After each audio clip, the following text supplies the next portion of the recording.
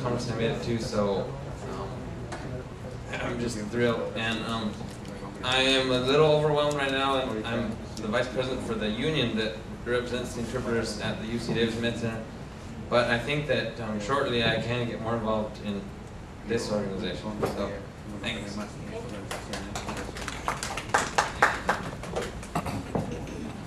My name is Sarah Compton, and just 2 points. I know lots of people have asked about what resources are out there for. Sarah Compton. San Antonio College is offering this coming fall an enhanced certificate in trilingual interpreting.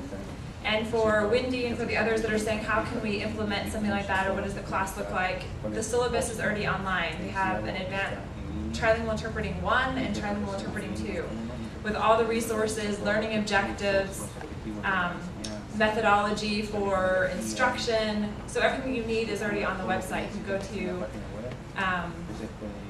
accd.edu/SAC,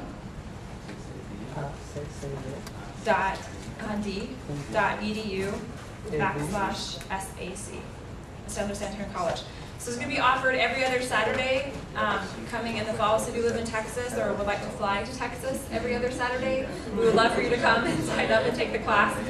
And then the other thing that I would love to see on the website, which I'm sure is coming, is just a list of resources and links, because I know lots of us kind of form our own list of resources, but it would be great for us as members to be able to put up articles such as Matthew Call's article, San Antonio College, to be able to link each other up with the resources that are out there. And thank you to everyone for making this a great conference.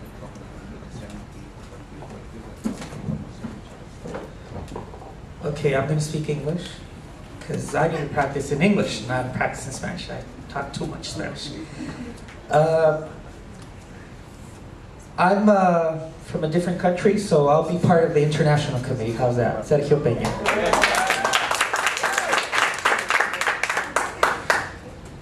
I'm thinking, okay, I can't be involved because I have too much to do over there, but maybe working as a team, there's things that I can bring over here, and I'm sure there's a lot I can take over there, so yo, inteligente.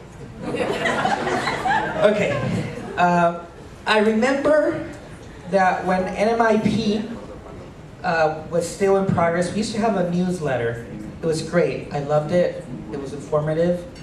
I don't know, maybe Mano can, is that too much? That's just an idea that I would love to see a newsletter for the trilingual area. I know that Christy Casanova, ¿dónde está? Por ahí la vi? She's somewhere, she left. She has a Yahoo, what are they called? The trilingual list service. Is that what it is? List service? Trilingualinterpreters@yahoo.com. It's great, it's informative. I read everything that goes in there. I don't respond to everything. I wish I had time to, but I've done my contributions. That's been very educational, but I think we need something a little more structured and formal besides that maybe Mano could offer. And I know it's the era of the technology, but as I mentioned before, soy tecno impedido. I really love the physical paper newsletter. Well, that's just a personal preference, but maybe later on I can work with El Patito Feo. Where's Patito?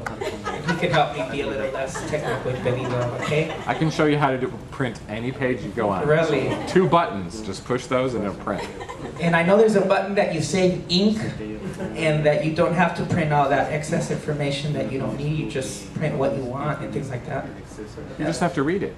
See? Then you save ink. It's good. I can't take my... I travel a lot, and everywhere I go I have something. I have a physical something to read. So if it's in the internet and online, I need to have so I can read it whenever I have time. I'm a CD card listener, you know. Every time that's... Anyway, we'll talk later. Esas son mis peticiones. Now that I'm part of the international committee, what's next? Who contacts me? Yes. I have an answer. Is Gerardo in the room?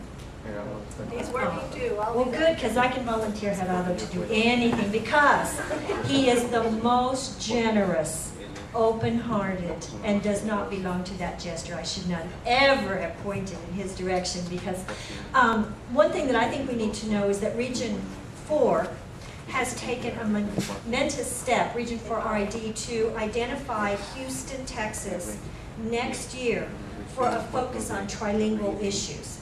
And Gerardo led a group of individuals into Mexico, brought some speakers from Mexico. So when we had TSID a year ago, we went across the border for the first time into Juarez, Mexico, and had a wonderful LSM brief introduction and a cultural experience. So we need to get that international connection going, so having speakers come into the Houston area, and I mean, your name is already blazoned, right, on what we're going to be talking about. So, oh, wonderful. And Houston being close with Monterrey and some of those communities may be more accessible and affordable. So maybe with Gerardo you can immediately start, because that's set, the dates are set, and Houston is a great area to focus on the trilingual issues. Guys, if you still have my little cards, I want it back. And one more thing, and my foot went to sleep. Oh my gosh, that's an odd feeling where you lose your balance. On education, on El Paso, Texas, we have the University of Texas at El Paso. Our community is 80% Hispanic. Spanish is the first language of most of all of the students that I have in the program. And the number one priority we have in El Paso is to develop a BA program for professionals in the field, and to create something that might be accessible to other individuals. So one of those issues with the advanced certificates in the 90-hour program, when you get 126 hours, I think you deserve a BA degree. And I really want to spend my time, my last part of my career, working on that BA program and developing that, and that's what I need Mano for. I'm so happy to get off the bylaws committee in another couple of months and transition out, and then spend some real quality time, because I see an entire course with what you did today, you know, and every one of us has the ability to identify who needs to be the faculty members. So when Ralph Sedano and I created the trilingual program in Santa Fe, it was a team effort, and no one can do it all, and we have to have each other having the different parts, and that was the beautiful model of SWID, which excellent comments about Sarah and Yolanda and all the faculty that were there. It was just wonderful because it worked as a team. So I think we've got those courses, like you say, with SAC. We've got lecturers and faculty members, and I think the time is now, be it ahora or ahorita. I don't want to be in Puerto Rico. I don't want to be saying later, when I mean now. But I think we've got to hit that deadline of having a BA degree for RID, because that's going to make the difference for the Latino community. Thank you. My name is Alice Rasmussen. Se escribe A-L-Y. Sorry. A-L-Y-S-S-E. That's okay, it's weird. One L, two S's. Y-S-S-E. And then Rasmussen. R-A-S-M-U-S-S-E-N. My name is Alice Rasmussen, and I'm a sign language teacher in Central Florida. I teach at Valencia Community College and the University of Central Florida. I'm the Vice President of the Florida American Sign Language Teachers Association and the newsletter editor for the American Sign Language Teachers Association. Yeah, it's close enough for government work. My father-in-law's statement. For ASLTA and Vice President for FASLTA. It doesn't matter. It's really not that important. People can figure out where I am later on. I'm here to ask a favor. I'm working on my dissertation, or will be working on my dissertation as soon as the paperwork finishes, which should take about forever, at the Union Institute and University. I want to look at cultural competency in trilingual interpreters, because I think you're probably more cultural competent than any other group I'm ever going to find any place. So if you'd be interested in doing that kind of thing, it would mean filling out 2 or 3 online surveys, no more than 50 questions each. Please keep me in mind because I'll start pleading and pitching through Mano a Mano at a later date when I'm approved. Thank you, Fran.